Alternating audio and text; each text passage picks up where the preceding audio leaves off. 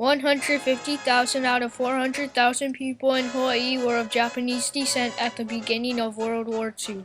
The U.S. Army called for 1,500 volunteers in Hawaii and 10,000 enlisted. About 19,000 Japanese Americans from throughout the United States served during World War II. 25 were selected to take part in the top-secret dog training mission on CatIsland, Mississippi. Japanese American soldiers felt it was their right to fight for their country during World War II, and once they had committed to this, they felt it was their responsibility to show their patriotism by becoming the bait in a top-secret dog training mission. In this way, they were able to help change the perception of Japanese Americans by the United States military. Many Japanese American boys in Hawaii felt they were more American than Japanese. They felt a loyalty to their country and wanted to protect their homeland. Before the attack on Pearl Harbor, many of the Japanese parents wanted their sons to return to Japan and learn the ways of the Japanese culture. This was the first conflict the soldiers had to face. They wanted to prove they were just as loyal as any other American. Until December 7th, 1941, they had been treated just like any other American soldier. After the attack on Pearl Harbor, many of the Japanese parents changed their views and felt that if their boys wanted to join the army, they should, because they felt a lot of disrespect from Japan. I was angered to realize that my government felt that I was disloyal and part of the enemy. And I wanted to be able to demonstrate, not only to my government, but to my neighbors, that I was a good American. As soon as the Japanese attacked Pearl Harbor, the status of these boys as American soldiers changed. They were ordered to return to Schofield Barracks, and when they woke up the next morning, they found guards all around them. They were given jobs such as cleaning up and digging ditches. They were kept away from other soldiers, and all of their firearms and ammunition were taken away from them. Some were allowed to leave Schofield and help guard the beaches, but always with armed guards on them. While guarding the beaches against a landing attack at Waimanalo on the southeast end of Oahu, a Japanese submarine came ashore. They rescued the sailor and put him under arrest. They hoped that this would help prove that they were loyal to the United States, but still some had doubts about them.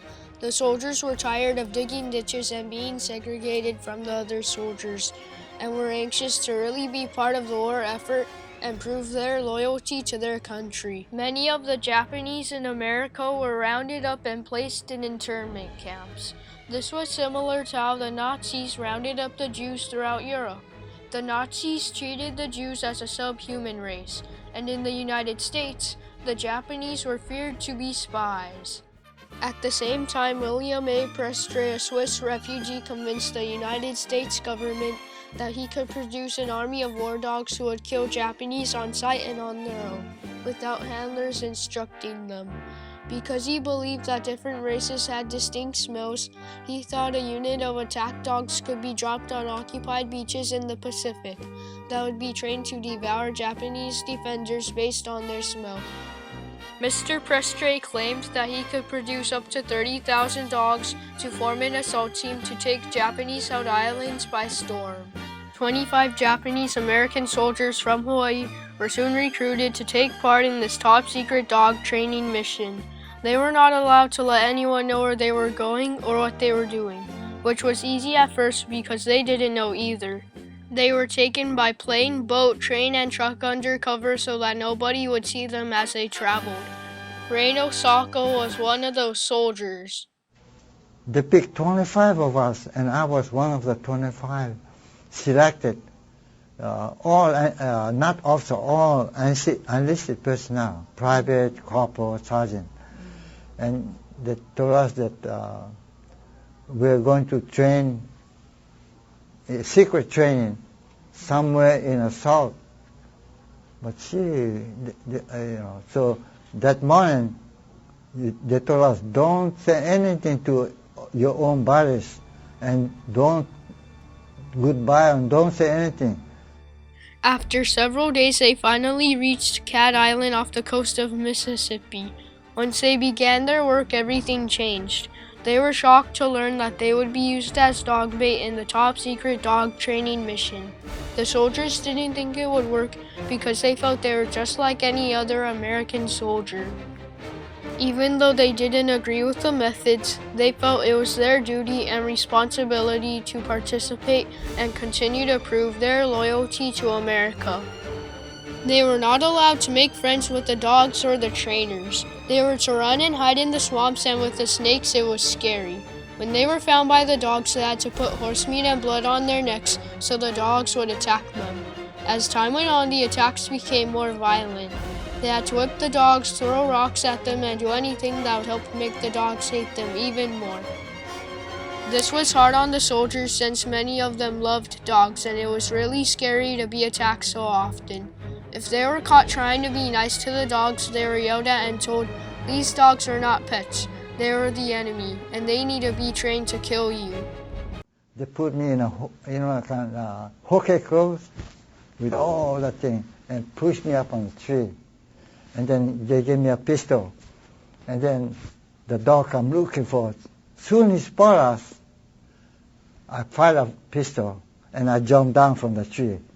And 3 dogs, attacking me like this all over. And then I was so tired so I fall down. They took the 3 dogs away. 3 dogs, just come one time.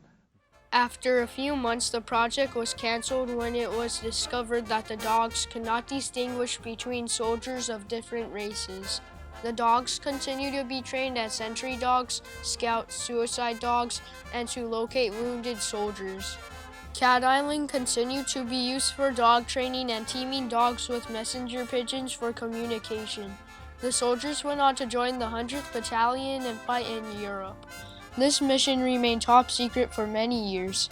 These men of Japanese ancestry proved their loyalty to America, along with the members of the 442nd and 100th Battalion. Together, these men were the most decorated units in World War II.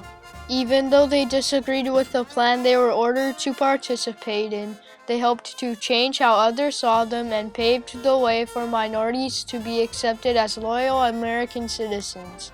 President Harry S. Truman honored the Japanese American soldiers for their service in World War II and for fighting prejudice. You fought not only the enemy, but you fought prejudice, and you've won. Keep up that fight, and we'll continue to win. To make this great republic stand for just what its Constitution says it stands for, the welfare of all the people, all the time. These soldiers, true Americans. After World War II, the Army did away with segregated units. A few years later, public schools became desegregated.